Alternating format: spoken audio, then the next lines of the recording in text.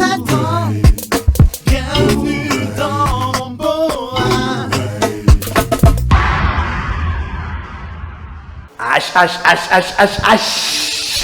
Ha ha ha. Trop content de vous retrouver aujourd'hui au Boa de Tonton Clay et Dou. On ne perd pas de temps ici. On va directement découvrir la guest star du jour. Tiens, Papa Tani, bonjour. Bonjour dans la paix, tonton Clé.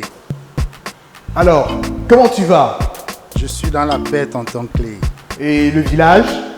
Le village est dans la paix, tonton Clé. De quoi on va parler aujourd'hui? Parce que il faut bien que nos amis découvrent le mot à thème du jour. Sûrement la paix, tonton Clé. Je te taquine. Le thème, c'est les totems. Ah ah, les totems.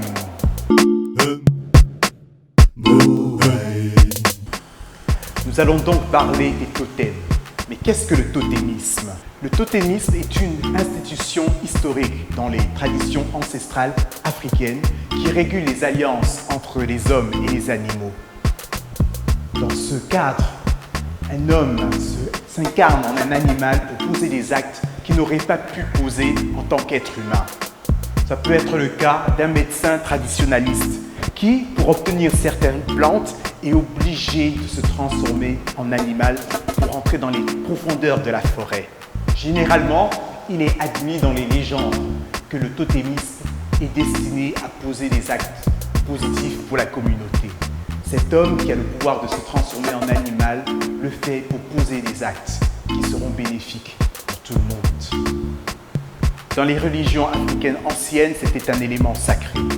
Celui qui portait un totem ne pouvait pas manger cet animal ou ce végétal, suivant les conditions.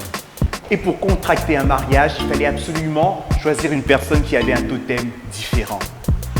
De nos jours, ces notions ont plus ou moins disparu, mais elles restent présentes dans le cadre des équipes, par exemple, des équipes sportives. C'est pour ça que pour le Cameroun, nous avons l'équipe des Lions Indomptables, ou bien les éléphants de la Côte d'Ivoire, ou encore les aigles du Mali. Ce sera tout pour le mot à thème de ce jour et nous nous retrouverons dans une semaine pour parler d'un autre thème. À très bientôt. Alors, quelle est la prochaine rubrique? Il s'agit de la question ordinaire. Qu'est-ce que nous avons reçu? Pourquoi y a-t-il des droitiers et des gauchers?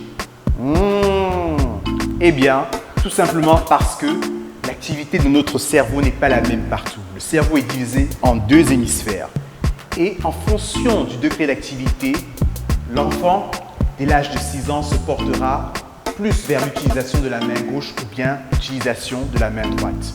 S'il y a une chose que les scientifiques n'ont pas encore pu expliquer, c'est pourquoi il y a 90% de droitiers dans le monde. Et maintenant, on va voir quelle est la question insolite que nous avons reçue. Alors, elle nous a été envoyée par un petit garçon qui voudrait savoir S'il peut épouser sa maman quand il sera grand. Oh là là! Alors, mon petit, sache que quand tu seras grand, ta maman sera trop vieille pour toi. Et puis ça ne se fait pas d'épouser sa maman. Rassure-toi, il y aura plein de jeunes belles filles auxquelles tu pourras t'intéresser. Choisis la bonne surtout. Nous passons donc au proverbe du jour. proverbe qui nous vient du côté de Bafan. Donc c'est en langue féfé, langue qui est parlée à l'ouest du Cameroun. Alors, Il s'agit de Joala Munje, Shisa le Fatimo. qui signifie dans une maison où il y a un sage ou un vieillard, il ne saurait avoir de mésentente. Je vous laisse donc avec cette magnifique illustration de ce proverbe et nous allons nous dire à très bientôt pour de nouvelles découvertes ici même au Boa de Tonton Clay et Dou. Bye!